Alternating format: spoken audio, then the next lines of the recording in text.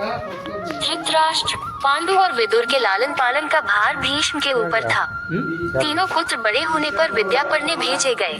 धृतराष्ट्र बल विद्या में, पांडु धनुर्विद्या में तथा विदुर धर्म और नीति में निपुण हुए। युवा होने पर धृतराष्ट्र अंधे होने के कारण राज्य के उत्तराधिकारी न बन सके। विदुर दासी पुत्र थे, इसलिए पांडु को ही हस्तिनापुर का राजा घोषित किया गया।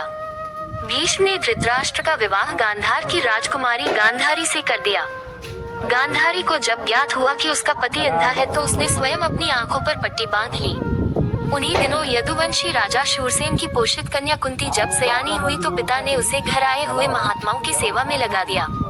पिता के अतिथि गृह में जितने भी साधु महात्मा, ऋषि मुनि आदि आते, कुंती उनकी सेवा मन लगा कर किया करती थी।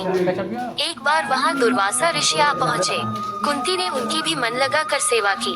कुंती की सेवा से प्रसन्न होकर दुर्वासा ऋषि ने कहा, पुत्री, मैं तुम्हारी सेवा से अत्यंत प्रसन्न हुआ हूँ, अतः तुझे एक ऐसा मंत्र देता हूँ जिसके प्रयोग से तू जिस देवता का स्मरण करेगी वह तत्काल तेरे समक्ष प्रकट होकर तेरी मनोकामना पूर्ण करेगा।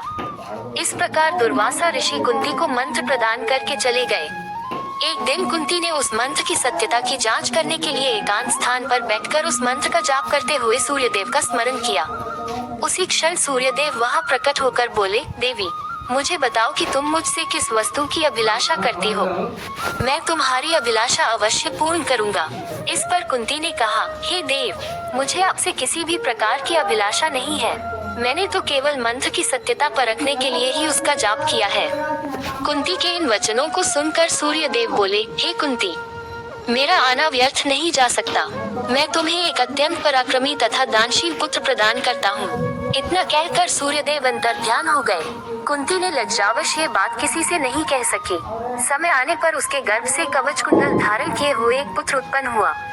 कुंती ने उसे एक मंजूषा में रखकर रात्रि बेला में गंगा में बहा दिया। वह बालक बहता हुआ उस स्थान पर पहुंचा जहां पर धृतराष्ट्र का सारथी अधृत अपने अश्व को गंगा नदी में जल पिला रहा था।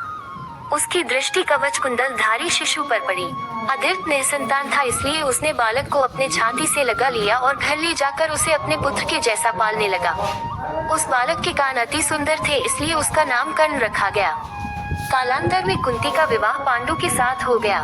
मध्य देश के राजा ने भी पांडु के पराक्रम से प्रभावित होकर अपनी कन्या माद्री का विवाह पांडु के साथ कर दिया।